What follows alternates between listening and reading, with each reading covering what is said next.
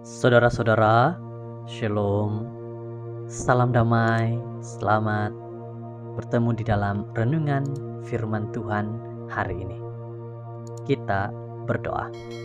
Tuhan, kami berdoa bersama hari ini untuk belajar firman-Mu, mendengarkan firman Tuhan. Berkati kami agar mengerti. Terima kasih, inilah doa kami dalam nama Yesus. Amin.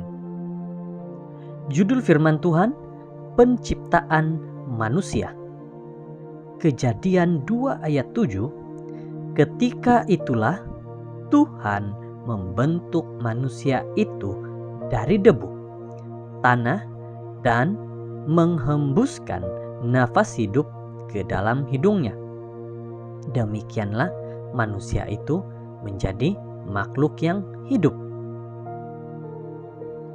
Di sebuah novel 1950-an ada satu adegan tentang 4 orang kampung yang saling mengaku dosa.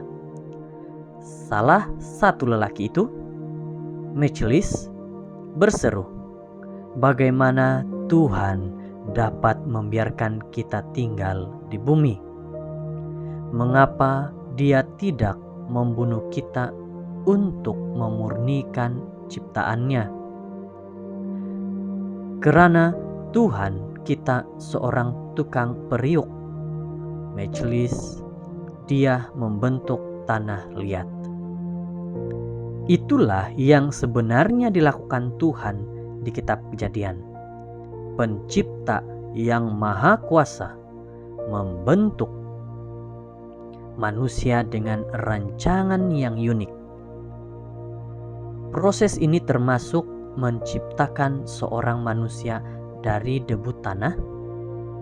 Kata membentuk dalam Kejadian 2 ayat 7 menggambarkan karya seorang seniman, seperti seorang tukang periuk yang membuat dan membentuk tanah liat menjadi sebuah periuk atau beberapa bejana tanah liat lainnya. Demikian juga Tuhan telah membentuk manusia dari tanah liat. Ciptaan Tuhan dengan debu dan tanah liat ini tidak berhenti setakat itu saja, tetapi dengan menghembuskan nafas kehidupan ke dalam manusia, mengubah bentuknya menjadi jiwa yang hidup.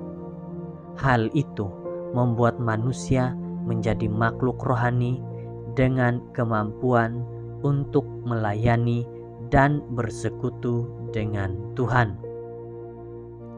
Setelah Adam dan Hawa berdosa, Tuhan terus membentuk tanah liat ini dengan mengirimkan putranya, Yesus, untuk mati bagi manusia. Kemudian Tuhan memulihkan setiap orang yang menerima Yesus, sehingga kita dapat menikmati persekutuan bersamanya. Dengan rasa syukur, marilah mempergunakan tangan kita untuk melakukan pekerjaan-pekerjaan yang baik bagi kemuliaan-Nya. Menurut gambarnya, Tuhan menciptakan manusia. Dia membentuk tubuh manusia dari debu tanah. Tetapi lebih dari itu, bagi semua yang berada di dalam Kristus, Dia memberikan hidup yang kekal melalui kelahiran kembali.